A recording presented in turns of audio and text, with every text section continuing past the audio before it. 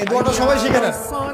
ওই বালক উপরে দোয়া করছে, আল্লাহুম্মা কফিনিহিম বিমা শি'তা, আল্লাহুম্মা কফিনিহিম বিমা শি'তা, আল্লাহুম্মা কফিনিহিম বিমা শি'তা। পাহাড় থরথর করে কাঁপা শুরু করলো এবং ওই সৈন্যবাহিনী পাহাড় থেকে পড়ে গেল।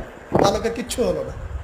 আমি কিন্তু বানোয়াট কোনো গল্প বলছি না, এটা কোরআন থেকে বলছি এবং এটা তাফসীর। আপনি যে কোনো তাফসীর পড়েন, মারিফুল কোরআন, তাফসীর ইবনে কাসির, জালালাইন পড়ে দেখেন আমার সাথে ডিবেট করার আগে। এবার সে বালক হেঁটে হেঁটে চলে আসলো রাজদরবারে। আবার কি ব্যাপার, তুমি মরো নাই? না, আল্লাহ আমাকে বাঁচিয়েছে, আমার রব আমাকে বাঁচিয়েছে। আবার পাঠানো হচ্ছে আরেক দল সেনাবাহিনীকে নিয়ে, যাও এবার ওকে সমুদ্রে নিয়ে যাও, সমুদ্রের মাছ সমুদ্রে ডুবিয়ে দিবে।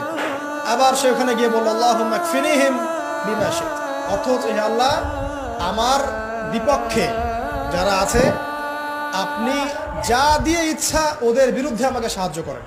অর্থটা হচ্ছে এমন, আল্লাহুম্মা কফিনিহিম বিমা শি'তা, আল্লাহ